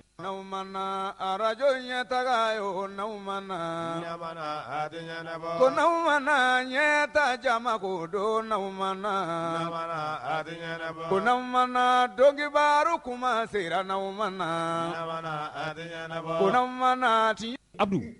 nin tun tɛ yɛrɛma hɔrɔnya sirafara ye place de l'indépendance lajɛ in bannen kɔ Jamil Bitar ani Ben le Cerveau ani mɔgɔ wɛrɛw faral'u kan ka taa sɛbɛnfura di premier ministre ma Choguel Kokala Mayiga Choguel a fana m'u jaabi a ye fɛn min fɔ a nɔ kalama na an ka fara ɲɔgɔn kan ko la aw ye papier min di ma sisan ko maliyɛnw minnu ye ɲɔgɔn sɔrɔ place de l'indépendance la k'u t'a fɛ Mali ka to CEDEAO la tuguni parce que u y'a ye ko CEDEAO bɛ baara min na o tɛ africains ka baara ye n ko a ye sɛbɛn min d'i ma a diyara n ye a bonyana ma a diyara n ye parce que chaque peuple bɛ mobiliser ka kumaw fɔ a ɲɛmɔgɔw ye o bɛ dɔ fara an dusukun kan a ma dɔ fara an ka courage kan parce que peuple bɛ se ka to ye hali a tɛ n jate o ye kelen a filanan ko n bɛ papier in minɛ avec un sens de la responsabilité munna parce que maliyɛnw laɲini 5 de bɛ maliyɛnw bolo u wulila pour que ka yɛlɛma don jamana la o laɲini 5 de kelen ka lakana sabati jamana kɔnɔ filanan ka yuruguyurugu ani impunité ko kɛlɛ hakili maliyɛnw bɛ k'i labɛn nin kama gouvernement bɛ baara la sabanan élection kana ŋanamu tuguni o de y'an ko organe unique indépendant des élections pour que ni élection banna vraiment n'a banna dɔrɔn bɛɛ ka tɛgɛrɛ fo ka résultat ta sabana ka réforme kɛ ka yɛlɛma don sariyaw la min bɛ Mali labaara a bɛ san 20 bɔ président b'a fɛ ka constitution yɛlɛma sira tɛ sɔrɔ sariya caman bɛ yen minnu kan ka yɛlɛma u tɛ yɛlɛma CEDEAO yɛrɛ 2018 CEDEAO yɛrɛ 2018 a ye délégation bila ka na Nigeria président de b'o ɲɛmɔgɔya la o Nigeria ministre des affaires étrangères u tilala baara la u ye min sɛbɛn a bɛɛ rapport kɔnɔ ko élection man ka organiser tuguni Mali kɔnɔ ni réforme ma kɛ an bɛ ka réforme kɛ sisan CEDEAO de bɛ k'a fɔ ko réforme kana kɛ c'est parce que fanga kɔrɔ ma réforme ninnu kɛ o de b'a kɛ manga wulila jamana kɔnɔ o ye laɲini 4nan ye laɲini 5nan ye mun ye o ye accord d'Alger ko n'a bɛ appliquer n'a bɛ waliya an ka jija Mali farafarali o kɔni kana sira sɔrɔ a ka maliyɛnw fara ɲɔgɔn kan ni maliyɛnw bɛɛ sɔnna k'u bɛ jamana kelen la u bɛ jamana kelen denw a tɔ bɛɛ bɛ se ka négocier an ni ɲɔgɔn cɛ o laɲini 5 in gouvernement tɛ segin kɔ jamais parce que peuple y'a ɲini peuple y'a yira janvier kalo 14 2022 peuple bɔra k'a yira ko gouvernement in CEDEAO b'a fɛ k'a bin a tɛ bin parce que peuple b'a kɔ peuple bɔra k'a yira ko gouvernement in ale b'a fɛ gouvernement bɛ ka baara kɛ ale o de ka miliyɔn 4 de bɔra o don jamana la ka marche o ma deli ka kɛ kabini Mali indépendance a ye élection kɛ a bɛ san 30 président si ma deli ka 2 millions ɲɔgɔn sɔrɔ élection la Assimi Goïta ye welewelekan bila le lundi 10 janvier le 14 tile 4 kɔfɛ 4 millions de bɔra o ma deli ka kɛ Mali histoire kɔnɔ hali président minnu bɛ ka Mali sanctionner a si tɛ se ka welewelekan bila a ka jamana la a ka 4 millions bɔ a si tɛ se donc peuple y'a yira gouvernement y'a ka gouvernement b'a ka baara de la a baarakɛlaw de bɛ gouvernement ɲɛmɔgɔya la vraiment ko le sens de la responsabilité ko la gravité a ka gɛlɛn parce que Mali kabini Mali sigira kabini Mali indépendance a ɲɛmɔgɔw bɛɛ a sɛbɛnnen b'a ka constitution kɔnɔ ko Mali labɛnnen don ka do bila ka souveraineté la ka se ka africain fara ɲɔgɔn kan o de kama organisation jɛkulu minnu sigira Afrique kɔnɔ a bɛɛ Union africaine CEDEAO CENSAD l'IPTA Kougourma OMVS ainsi de suite a bɛɛ Mali b'a ka fondation la président minnu y'a sigi les premiers présidents qui sont réunis pour le faire donc n'a fɔra sisan ko CEDEAO dimi dɔn na pour que ka monnaie bɔ na ka dimi da an ka bɔ CEDEAO la ko peut-être a waati bɛ se mais an b'a kɛ dɔɔni dɔɔni kɛlɛ in sama-samali an b'a se fɔ a dan na fo diɲɛ bɛ k'a dɔn ko CEDEAO bɛ min na o tɛ sariya la CEDEAO ye embargo ta o t'a ka sariya la CEDEAO ye embargo financier ta o tɛ banque centrale ka statut la Nations Unies u ka convention dɔ bɛ yen convention des pays sans littoral jamana minnu tɛ bɔ kɔgɔji kan baji kan embargo man ka k'o la aw b'o sariya bɛɛ sɔsɔ ka tila k'a fɔ ko aw b'a fɛ ka état de droit de sigi an tila ka mun ye tuguni UEMOA cour de justice a ka juge ye décision u ye arrêt rendu ko CEDEAO UEMOA ye sanction min ta contre le Mali k'o tɛ sariya la ko ka dabila u ma dabila o b'a yira olu tɛ fɛn wɛrɛ ko u bɛ min ko ka Mali peuple puni ka fanga dafiri o don ala barika la u tɛna sira sɔrɔ ayiwa maa o maa ɲɛmɔgɔ o ɲɛmɔgɔ n'i bɔra yɔrɔ o yɔrɔ ni ɲɛsi transition in ma k'i b'a dafiri ala b'i malo i tɛ sira sɔrɔ ka dafiri parce que peuple bɛ transition in ko ala fana b'a ko o de kama ko c'est grave an bɛ min ɲini a ka gɛlɛn sisan mais ko ala barika la laɲini a tɛ bila tiroir kɔnɔ a bɛ di président ma a bɛ layidu min t'aw ye gouvernement b'a bila ka document de travail la désormais an b'a fɔ yɔrɔ bɛɛ ko n'u m'u kɔlɔsi u bɛna peuple malien pousser ka décision dɔ ta min kun t'a a ŋaniya ye o de kama tile dama ni yani sini bɛ sini kɛnɛ an bɛna communiqué dɔ bɔ k'a ɲɛsin Union africaine président ma k'a ɲɛsin organisation des nations président ma k'a ɲɛsin Afrique peuple bɛɛ ma k'a ɲɛsin diɲɛ bɛɛ kɔnɔ k'a yira ko CEDEAO bɛ min na a tɛ a ka sariya la a tɛ état de droit la a tɛ foyi la a bɛ ka Mali peuple tɔɔrɔ dɔrɔn ka peuple ka gouvernement in dafi an b'a prévu yira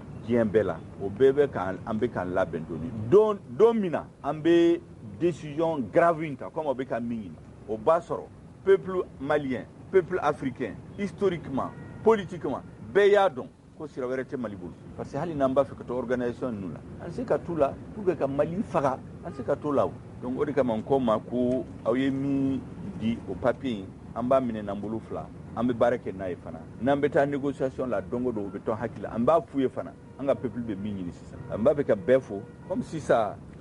sunkalo bɛna daminɛ n b'a fɛ ka maliyɛnw bɛɛ fo ka waleɲuman don bi Mali peuple juru de bɛ gouvernement kan na Mali peuple de ye juru don président de la transition n'a ka gouvernement kan na an ka baara ye min ka juru in an ka se k'a sara cogo di transition in bɛ ban don min na maliyɛnw bɛɛ ka miiri k'a fɔ ale yɛrɛ kɔnɔna la ale ni ala cɛ ko transition in a ye Mali hɔrɔnya n'a danbe a y'a segin a ma n'an sera k'o kɛ a ye peuple ka juru sara donc sunkalo in na n bɛ silamɛ bɛɛ fo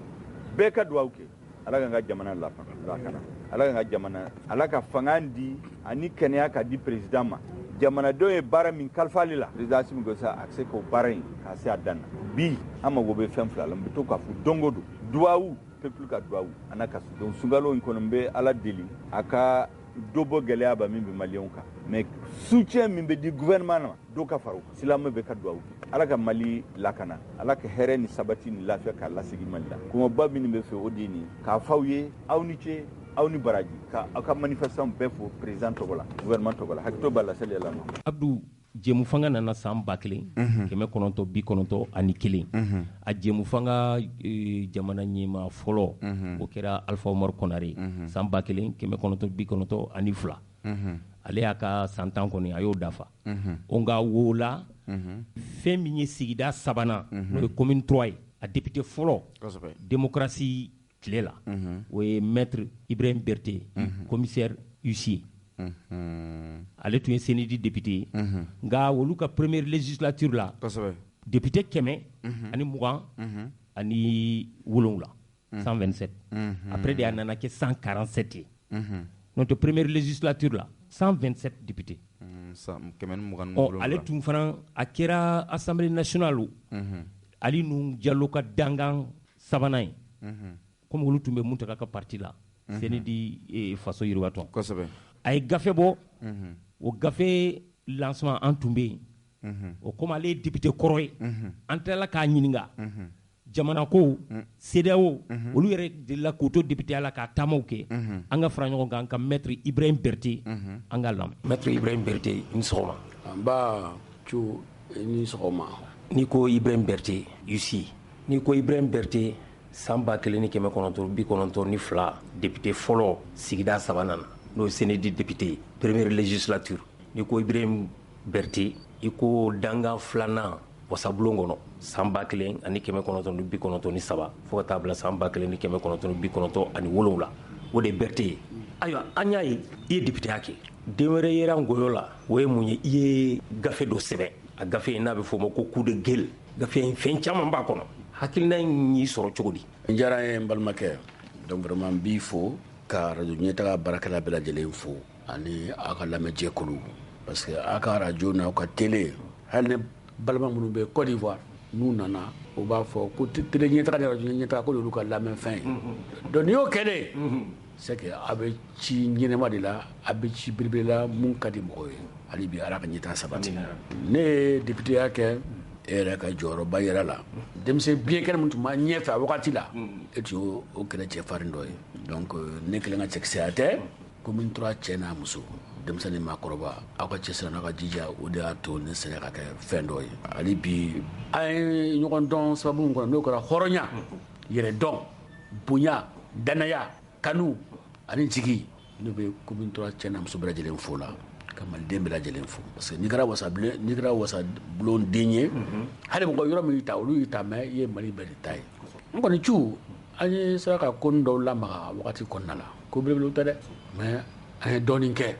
ka an jɔ yɔrɔ ani an ka seni k'o kɛ jamana jɔliko la donc députéya kɔnɔna la commune 3 kɔnɔ ne y'a sera ka ko minnu lase commune 3 kɔnɔna ma san 5 kɔnɔ 660 ani 60 ani 8 ne y'o de laɲini k'o don commune 3 kɔnɔ écolesow b'o la pont b'o la fossé b'o la en tout cas fɛn fɛn ye jama kunkanko ye jama ka hamina ko ni jama degunko ne ye ɲɛso de baara ma barisa ni mɔgɔ ko an dalen b'i la u ye juru dɔ la dɛ n ye juru dɔɔnin sara a tun ka di n ye n ka occasion sɔrɔ ka juru tɔw sara Mali ka juru mun bɛ n na parce que ni an wolola jamana kɔnɔ jamana de y'anw lakalan k'an balo donc n'an bɛ fɛn fɛn kɛ o jamana ko la an kan k'o kɛ ne bɛ halisa jamana ta bɛ ne la nka n fana ye député yɛrɛ kɔnɔna la n sera ka koni minnu kɛ ni mun filɛ nin ye o filɛ nin ye mais en même temps n ye ŋaniya minnu fana ta alors n ye livre min bɔ kɔsa in na n'u b'a fɔ ma ko coup de gueule bamanankan na ne ye mɔgɔw ɲininka ka est ce que u bɛ se ka bamanankan na u bɛ se k'a fɔ ye coup de gueule ye mun ye bon kuma caman fɔra mais ne tilala ka ye mun don coup de gueule sa n b'a fɔ piya mun bɛ fɛ n b'a fɔ n tɛ tɛmɛ kɛ n b'a fɔ livre in y'a dabɔ de kama kabini n bɛ ekɔlidenya la n ye ko minnu kɔlɔsi jamana tagabolo la ka n'a bila n bɛ ENA la ka n'a bila fo ka na se n ka baara ta ma ka na se politiki baara ma ani n ka isuya baara n ye yala dɔɔni kɛ diɲɛ ɲɛfɛ n ye fɛn minnu faamu donc mali jɔliko la ne ka hakilina n y'o kɛ gafe de n'a fɔ ma ko coup de gueule n b'a fɔ ko n b'a fɔ bien kɔrɔ ye mun ye san mun an b'a kɛlɛ daminɛ 90 Musa Tarawele kama ayiwa e ni anw ani mɔgɔ caman tun bɛ an tun ŋaniya ka ɲi dɛ an t'a dɔn ka fɔ ko bi bɛ se an t'a dɔn mali bɛ bolo min ka bi ko nin tun bɛ kɛ ani janfara dɛ kɛnɛmamɔgɔ y'an janfa sokɔnɔmɔgɔ dɔw sen b'a la o de kama mali bɛ bolo min ka bi na n'i y'a mɛn an sera yan nɔ dɔw de ma u ka kɛta kɛ u kan ka mun kɛ n'u ma u ma mun kɛ n'u tun kan ka kɛ n'u y'a to an bila nin dingɛ kɔnɔ mɛ bi ni tɛ kojugu ye mɛ ka wuli an binna fo k'an kolonkolon ala ni fasoden ɲuman ni duwawu ni barika min jamana kɔnɔ laɲini dɔw bɛ k'a kɛ sisan o ye anw fɛ ko ye démocratie ye ko dɔw ɲɛ jamana kɔ dɛ a ye ko caman fana tiɲɛ dɛ an ɲinɛ n'an yɛrɛ kɔ k'a kɛ taɲini k'a kɛ nɛgɛkɔrɔla ko ye ka ɲinɛ faso jama mɔgɔw kɔ an ko k'u ka jɛ 92 la mɔgɔw siran an ɲɛ mɛ an b'a fɔ dɔwɛrɛ kama o an tun bɛ ka bi de makara donc an bɛ yɔrɔ binna bibi na mali binna fo k'a kolonkolon mɛ ala barika la ko minnu daminɛ bɛ kosa in na ne la jɛ n'a ye an b'an kun kɔrɔta an kun bɛ kɔrɔta an bɛ wasa sɔrɔ sokɔnɔ jugu fara kɛnɛma jugu kan an b'u dasi n bɛ kuma jɔ an fɔlɔ Ibrahim Berté e ye wasaden kɔrɔ ye i ye san 1990 wulikajɔ minnu kɛra ko laɲiniw ka kɛ laɲini caman ma sabati ni yɛrɛ y'a ye jɛmu fanga in kɔnɔna na caman ɲana hari an bɛ ka kuma radiyow la o bɛɛ ye dɔ ye gafew bilala o bɛɛ ye dɔ ye nka jɛmu fanga ye tiɲɛni min don jamana kɔnɔ a ka ca dɛ a ka bon nka nin waati in na an filɛ nin ye cɛmancɛ fanga kɔnɔna na cɛmancɛ fanga in e b'a bila danga jumɛn na cɛmancɛ fanga in ne b'a bila minɛn mun kɔnɔ ni nin tun ma kɛ tuma an tun tɛ bɔda sɔrɔ ko gɛlɛya o gɛlɛya ma ɲuman dɔ b'a kɔnɔna la banbaganciw ye mali janfa Sarkozy ni Faransi u ye mali janfa ka banbaganciw tɛgɛ fa wari ni kisɛ la ka na baraw wuli mali kɔrɔnfɛla la nin bɛ kuma o kuma n tɛ se ka n pan fo n ka dakuruɲa fila bɛ fɛn o fɔ mɔgɔ fila ma capitaine Sékou Tarawele a n'a jɛɲɔgɔn banbaganciw taara san mun na ka taa janvier kalo 2012 ka taa kan attaqué Aguelok cɛ ko ale t'a ka kan bila mɔgɔ min bɛ yen n'olu tɛ se a ye sira d'u ma cɛ 100 ɲɔgɔn tora kɛrɛfɛ u ye kɛlɛ kɛ ni banbaganciw ye fo ka t'u ka mugu ban pewu mugu bannen a ko bɔn ne tɛ bouger u nana ka n'u minɛ k'u siri k'u faga ka dɔw kan tigɛ ka dɔw kɔnɔ fara donc nka gafe in kɔnɔ n ye tasi bila kɛ ka taa se capitaine Sékou Diallo ma Sékou Tarawele ma a n'a jɛɲɔgɔn barisa a tora fasoko la ɲina kana k'a kɔ n'o bɔra yen El Hadji Gamou kɛlɛ cɛfarin banbaganciw taar'u don a la a ko ne n'aw bɛɛ ye kan kelen fɔ ye maa bɛ sira mun kan ne t'aw ka sira kɔ ne ko Mali Faransi n'a ɲɔgɔnna na ni o ni mɔgɔw nana yɔrɔ gɛrɛtɛ se mɔgɔw la ka kɔrɔnfɛla la ka Kidali datugu ko Mali tɛ don Gamou de da yɛlɛ ka don don min na a bɛ don banbaganciw u y'u ku de woro filancɛ ne bɛ nɛgɛ tigɛ donc kan ka fɔ dɛ donc a ye faso dɛmɛ ka faso défend hali sini a b'a la donc ngali gafe la n bɛ kuma n'olu ye gafe kɔnɔna la fana n bɛ kuma mun kan Mali kalanko n'i y'a mɛn dugu dugu ye ɲɛtaga sɔrɔ dugu dugu ye sebaaya sɔrɔ kalan de sabatila dɛ nanzaraw bɛ an ni mun cɛ bi dɔnniya tɛ an kɛlen ka dɔnniya bila kɔfɛ kojugu ne hakilila damadɔ fɔ o kɔnɔna la a ka ca ni san 15 ye nka an ka fɛɛrɛ kɛ sa an ka bɔ bolokɔnɔmɔgɔya la don o don an b'an bolo jan kɔ kan ka fɔ fond japonais fond cohésien fond OPEC ka ekɔliso ni fɛn ninnu jɔ an yɛrɛ ka fɛɛrɛ dɔ sigi fɛɛrɛ min b'a to an bɛ se ka wari dɔ sɔrɔ ka fara gouvernement ta kan mun b'a to an bɛ wari bugulen sɔrɔ ka kalanko don ba la n'o ye ko fond national pour l'éducation ne ko i bɛ téléphone ta i bɛ avion bio moto mobile bio moto essence ani terrain bio ani bateau bio ani wari fɛn fɛn bɛ yen nɔ n'a bɛ don jamana kɔnɔ ko ka baara kɛ de 0 à 3% a man ca dɛ mais n tɛ kun bɔ n y'a fɔ a bɛ kɛ kunba kelen ne ye dɔ bila ne tɛ économiste ye n k'a ka calcul k'a la o de 0 à 3%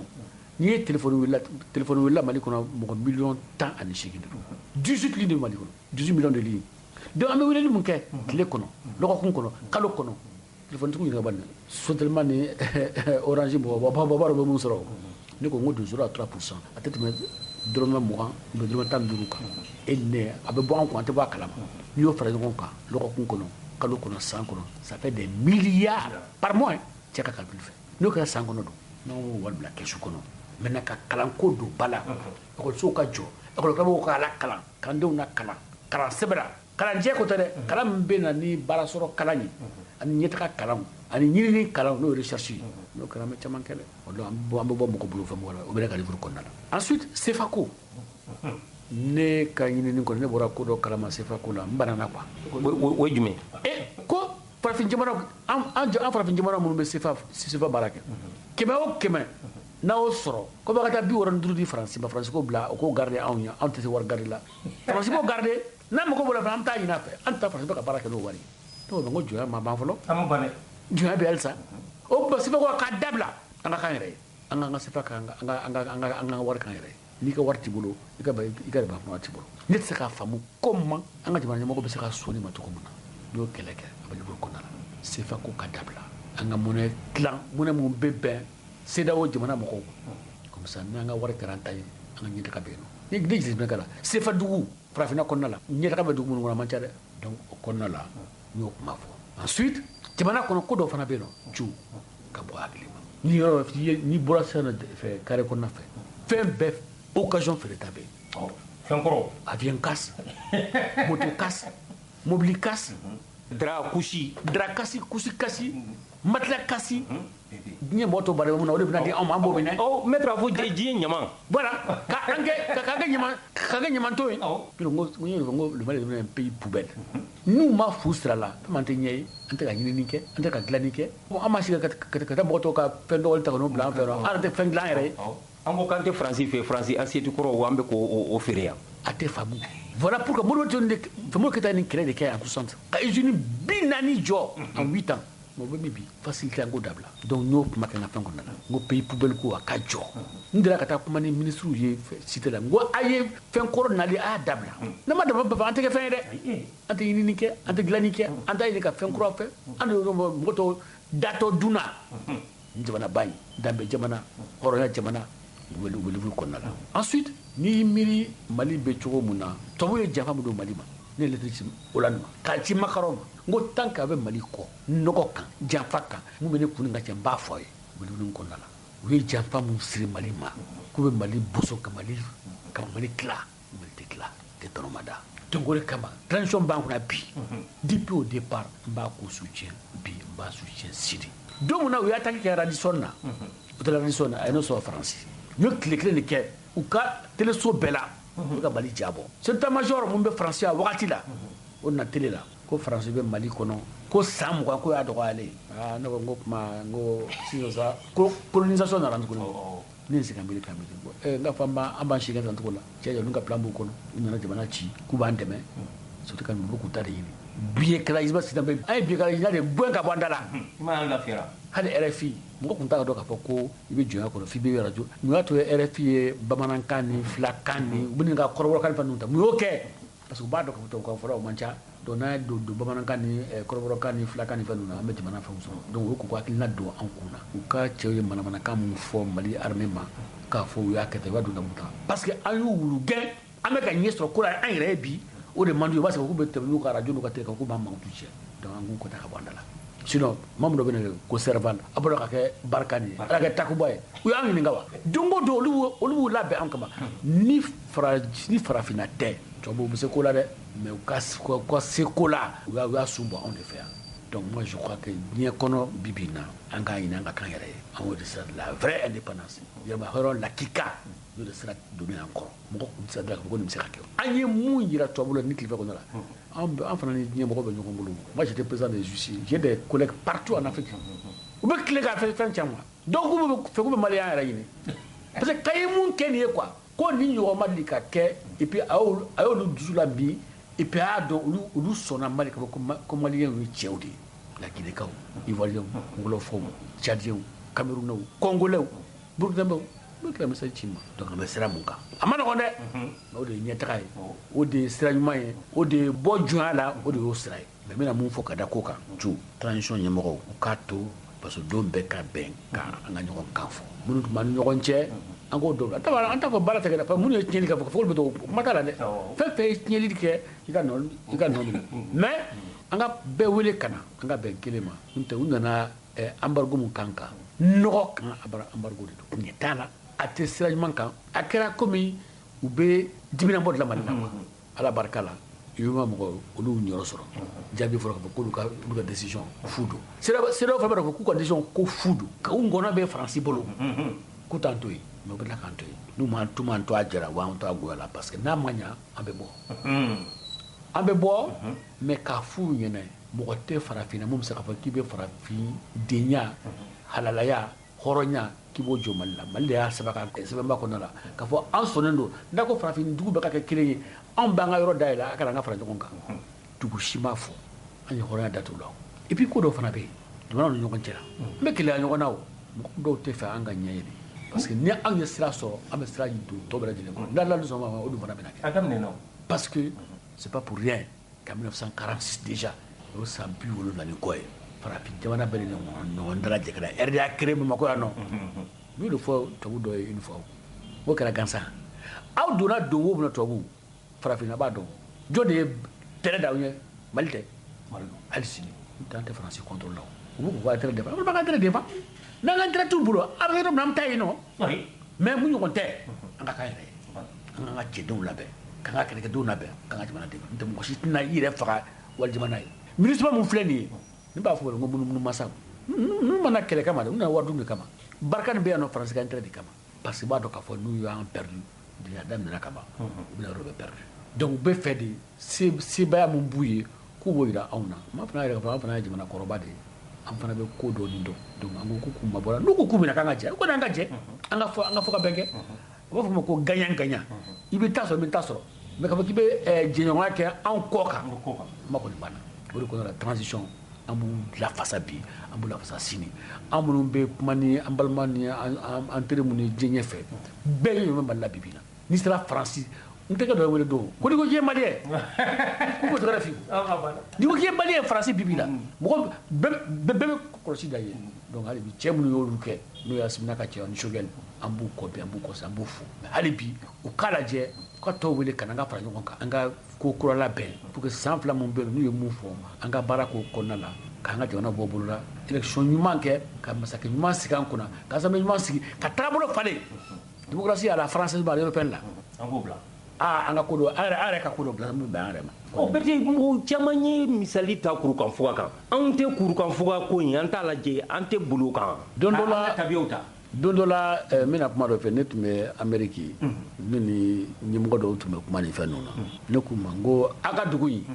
n ko Faransi ma dugu in Portugais kɛ ma Amérique découverte kɛ n ko c'est un Malien ko cogo jumɛn na n ye tɔgɔ ni fɛn ninnu f'u ye u taara ɲini ka na ko c'est vrai mais mun y'a to o tɛ fɔ parce que a tɛ fɛ ko ka bɔ ka bolo kan bon démocratie ko kuma an y'o daminɛ ka sɔrɔ hali Faransi tun tɛ balo la yɛrɛ donc kurukanfuga bɛ dilan wagati mun na le nom de la France n'existait pas encore dugu kɔni tun bɛ yen nɔ mais le nom France aujourd'hui kun tɛ yen donc n'i ye kurukanfuga n'i y'a papier ta mɔgɔ mɔgɔ y'a kalan farajɛw la fɛn mun ye Mali banna c'est pas vrai ko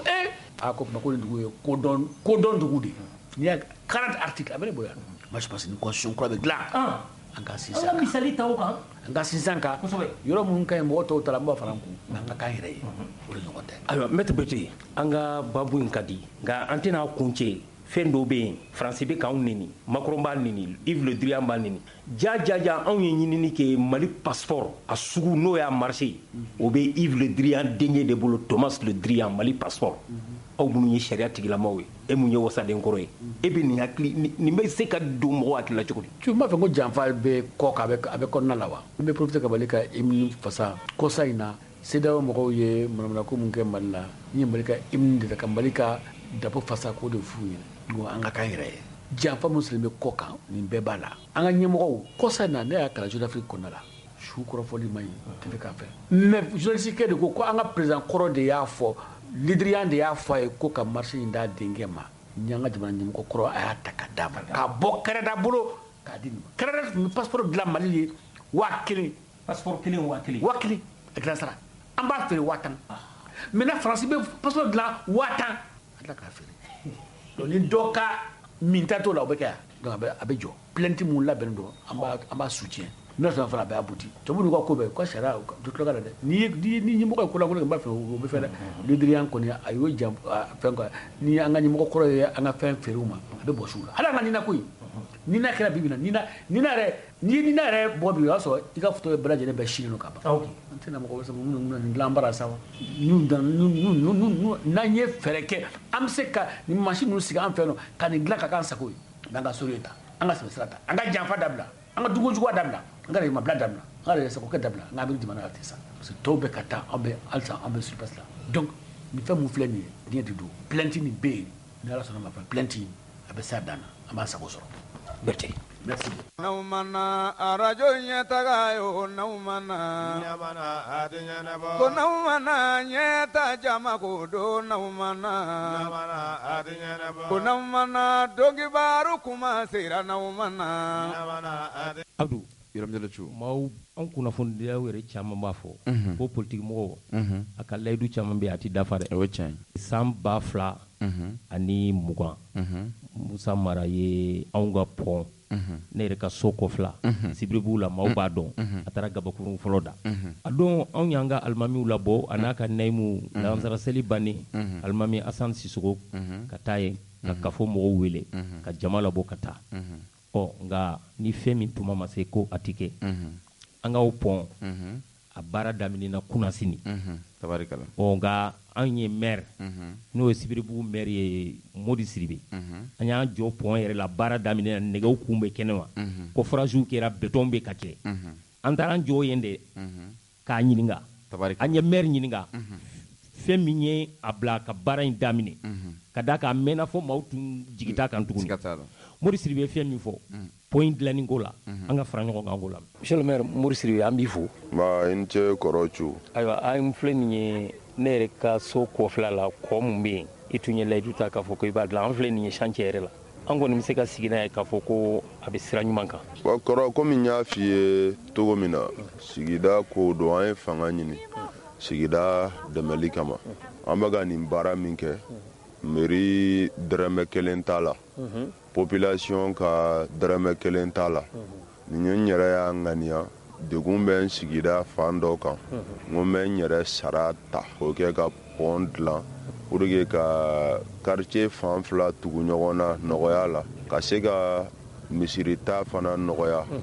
misirila tagalaw ma surtout notamment cɛkɔrɔba ni musokɔrɔbaw ni samiya daminɛna fo n'u taara munumunu fo gidɔrɔn fɛ ne yɛrɛ bɛ taa munumunu de voilà ka taa munumunu fo gidɔrɔn fɛ ka sɔrɔ ka segin ka na misiri la u bɛ munumunu min kɛ misiri nu u tɛ tɛmɛ 100 mètres kan mais u bɛ munumunu min kɛ pour que ka misiri la sɔrɔ samiya la a bɛ 1 kilomètre ani dɔ bɔ donc an ye nin baaraw laɲini k'a kɛ o de kama n b'a faranfasiya commune 4 mairie ka dɛrɛmɛ t'a la Sibiribugu mairie dɛrɛmɛ t'a la sigida mɔgɔw fana si ka dɛrɛmɛ t'a la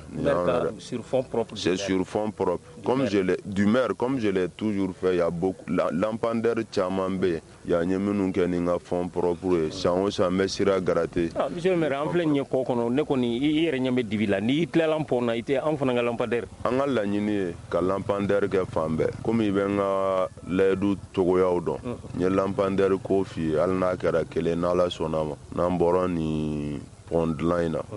yan'an ka ɲɛsin monument Modi Sidibe ma parce que n'an bɔra nin point na an bɛ monument Modi Sidibe rond point Modi Sidibe fana dilan Sibiribugu la donc an bɛ ɲini Ala fɛ a ka sini kɛnɛ kalifana ni garisɛgɛ ɲuman yan'o cɛ an bɛ lampadaire fana kelen hali n'a kɛra kelen k'o don i ka yɔrɔ la n'Ala sɔnna ma. monsieur le maire comme an jɔlen don chantier yɛrɛ la nin ye coffrage de ye wa. Coffrage ye nin nɛgɛ nin ye joli fer 14 de ni fer 14 de ni bar kelen bɛ t'i jɔ fo 1600 ɲɔgɔnna la a bar kelen pewu donc o n'an bɛ ka baara kɛ n'o de ye en même temps an bɛ tila ka coffrage in fana an bɛ tila ka coffrage k'a fana la o fana kɛ béton kɛ k'a entourer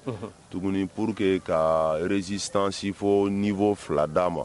pour que ji fanga kɛra togo togo bolimafɛnw fana fanga kɛra togo togo o ka se ka tɛmɛ a kan k'a sɔrɔ o ma tiɲɛni kɛ a la donc an bɛ ka baara kɛ ni o hakilinaw ye an bɛna point yɛrɛ tɔgɔ da n'Ala sɔnna ma ni Ala ye sini kɛnɛ kalifana n'a banna an bɛ point in fana tɔgɔ da point Modi Sidibe bon nin bɛɛ la n bɛ ka ɲɛma da baarakɛlaba dɔ bila n'o bɛ Lɛfɛbugu yan fan na n'o ye Musa Mara ye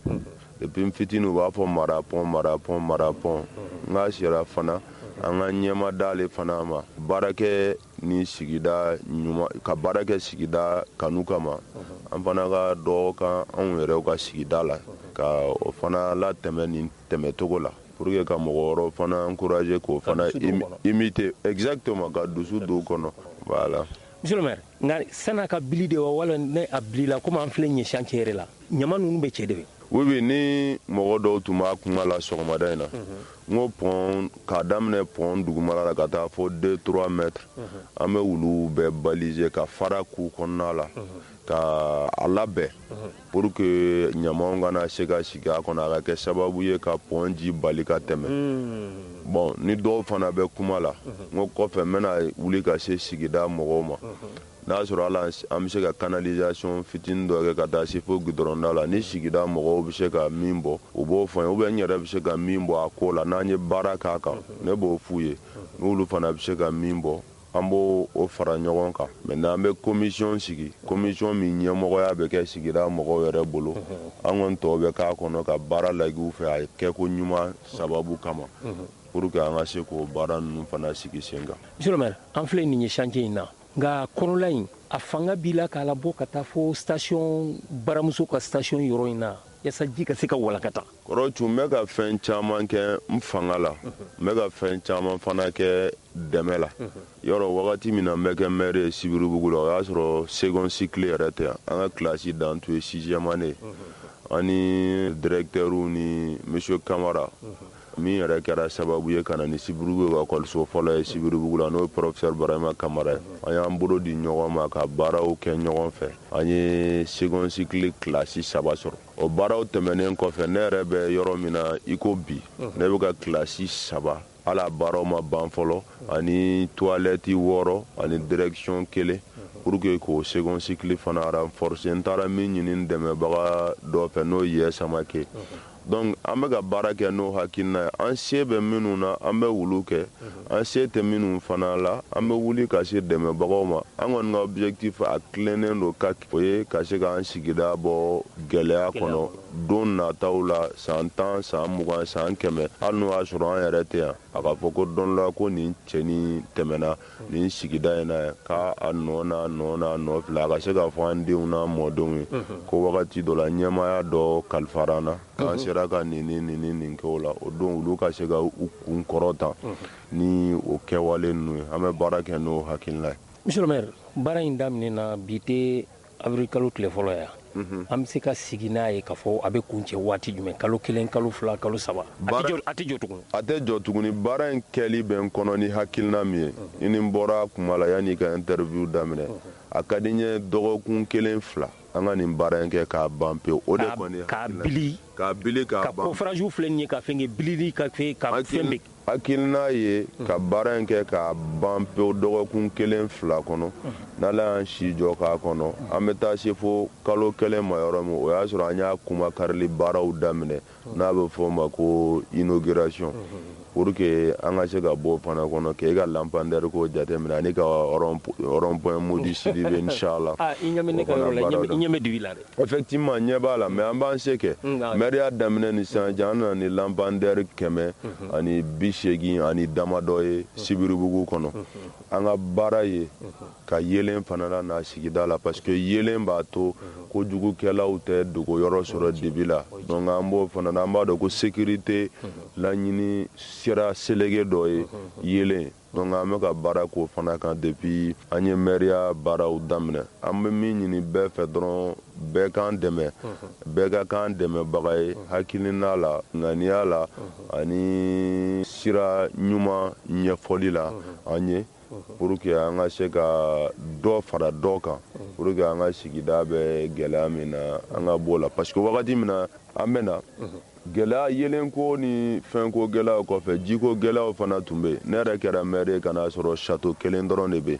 bi yɛrɛ ka so filɛ misiri min kɛrɛfɛ an nana ni château ye Sibiribugu bɔra château 1 na ka taa fo château 3-4 jate la min bɛ se ka wolo forage fo 40 ani damadɔ ani an ye forage minnu kɛ individuel autonome minnu ni château tɛ kelen olu fana bɛ t'u jɔ fo forage 12 la hakili la hali ni ye nin kɔti fana yɛlɛ ka taa ɲɛfɛ dɔɔni pompe min bɛ yen ni karo b'a la o kɛra n ka mandat pompe fɔlɔ ye n nana ni min ye Sibiribugu kɔnɔ donc an hakilina kɔni ye o ye. monsieur le maire e k'i ɲɛsin tan i y'a dɔn ni pɔn banna sisan nin sira in i ma dingɛw b'a la i bɛ ninnu nafa wa. non n'i ye pɔn kɛ mɔgɔw bɛ se ka pɔn na sɔrɔ nɔgɔya la cogo min i b'o baaraw fana kɛ donc jagoya n'an ye pont ɲuman dilan tronçon fitini min filɛ nin ka taa bila siraba fana la an ka se k'o garate komi n y'a f'i ye n ka kuma daminɛ la cogo san o san bɛ Sibiribugu artère principale ninnu bɛɛ garate donc nin tronçon nin a tɛ tɛmɛ 100-200 mètres plus tôt kan an b'an débrouiller k'o fana dilan ɲɛmaaya ye ka sɛgɛn pour que kɔmɔgɔw ka lafiya an bɛ ɲɛmaaya dɔw de o de la an b'an se kɛ tuma bɛɛ pour que an kɔmɔgɔw ka lafiya ne ka maire yan a bɛ leçon bɔ communiqué ni diɲɛ maa bɛɛ ye ne ma wari bɔ Sibiribugu la ma campagne kɛ ni wari ye ma wari di mɔgɔ ma voté n ye wari kama u dara n'a kan ta hakila bibi na hali n'an ko k'an bɛ bilan kɛ modestie oblige m'a fɔ an bɛ kɛ bɛɛ lajɛlen ɲɛ dɛ mais a bɛ sɔrɔ an ye mɔgɔ caman dan en matière de bilan. Ça fait o ye juru mun don i la sisan i bɛ k'o de sara. Oui n bɛ se k'a fɔ yɛrɛ juru sarali banna o parce que juru fana donna n ni promesse de n ye lɛriw de d'u ma promesse de campagne n ko n'u ye n ta n ko n bɛ nin kɛ n ko n'u ye n ta n bɛ na ni ji ye château nana forage sen na n ko ma n'u ye n ta n bɛ sugu dilan hakila Sibiribugu sugu ka ɲi ni pratiquement communiqué sugu caman sisan karo b'a la n ye a fan bɛɛ kɛ lampadaire n y'a f'u ye fana n ko n'u ye n ta n bɛ denmisɛnninw ka farikolo ɲɛnajɛ ko ɲɛnabɔ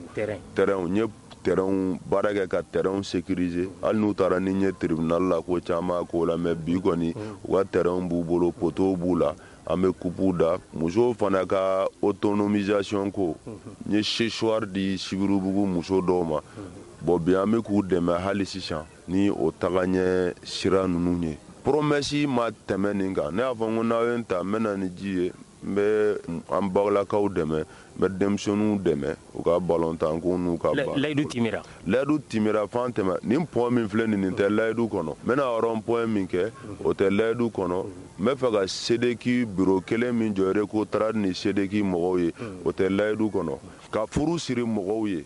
dɛsɛbagatɔw ye ka acte de mariage d'u ma i yɛrɛ ka musakaw sɔrɔ o si tun tɛ layidu kɔnɔ mais bi an bɛ k'o bɛɛ kɛ ka da Sibiribugu ye danaya min ta k'a da an kan k'a sɔrɔ an ma fɛn o de la n b'a fɔ bɛɛ ye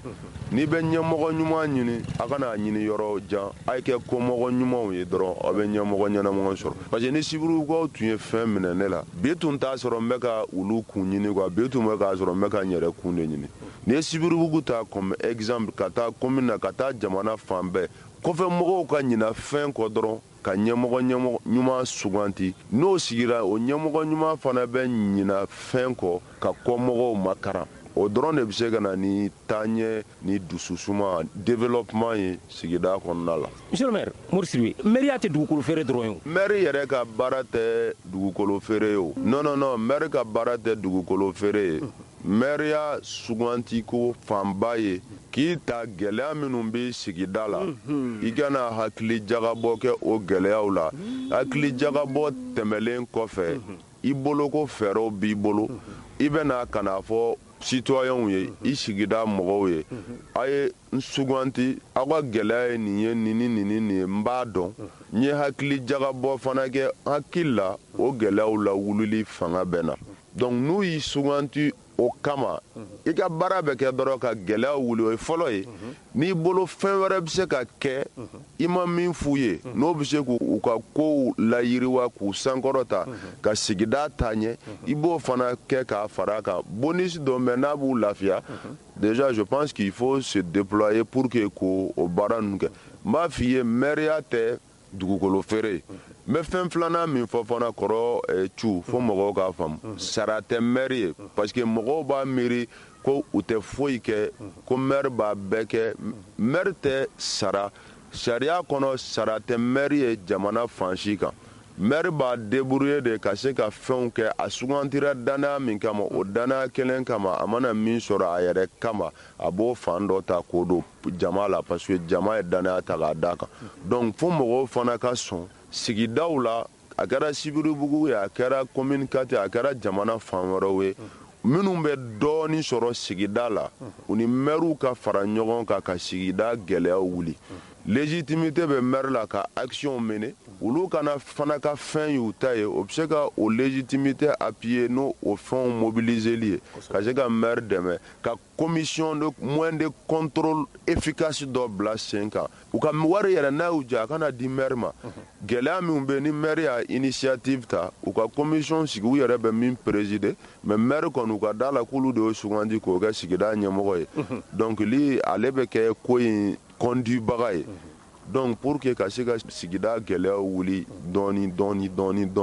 donc n'an bɛɛ nin k'an sigida la Mali fan bɛɛ fɛ ma d'a la n'an bɛ se an b'an sigi ka gouvernement état kɔnɔ quoi parce que n'i y'a ye maliyɛn bɛɛ b'i sigi ka état kɔnɔ parce que an fanba si tɛ ka fɛn kɛ an sigida la n'an yɛrɛ y'an sigidaw développer ka baara kɛ an sigidaw la e k'a lajɛ bani par exemple hali ni ye yɔrɔ dɔw ta k'a lajɛ cu pour que i ka sira lasɔrɔ ka se kaburudon na n'o ye bɛɛ ka so laban ye i bɛ tɛmɛ millionnaire ni milliardaire caman de ka so la a jɔlen don a cɛɲuman clim tɛ tigɛ ye foyi mais u ka wari bɔ ka jɛn million damadɔ kɔ k'a di o siraw ka dilan u ka so laban o ka gɛlɛw ma i bɛ maliyɛn de ka million 100 so jɔ o million 100 so bɛ carré min kɔnɔ moto tɛ se ka tɛmɛ a carré fɛ ni ala dun ye se k'i ye ka tɛmɛ tɔw kan o se kɛ ka bɛɛ dɛmɛ o nafa de b'i kan ka tɛmɛ o se ka kɛ e kelen n'i ka denbaya dɛmɛfɛn donc n bɛ n profiter i ka nin micro fɛ k'o lancer jamana kɔnɔ ala ye se di minnu ma n'u bɛ so jɔ la million 100 so jɔli la u k'a lajɛ u ka so bɛ carré min kɔnɔ u k'a lajɛ carré kun n'a kun o tɛ foyi tiɲɛ u ye i ye million 100 so jɔyɔrɔ i tɛ se ka dɛsɛ million 10 million 20 na ka pavage ni o siraw dilan bɛɛ ka lafiya sɔrɔ i kelen kama parce que ala de y'i garisɛgɛ kɛnɛya ka tɛmɛ tɔw kan cɛya tɛ donc n b'o fɔ mɔgɔ tɔw fana ye fan wɛrɛw fɛ an k'an bolo di ɲɔgɔn ma ka ɲɔgɔn dɛmɛ jamana sigida taaɲɛ la jamana ye sigida caman de o de la ni sigida bɛɛ dilanna jamana bɛ yiriwa inchallah Sidibe n'aw mana arajo ɲɛtaga ye o n'aw mana ko n'aw mana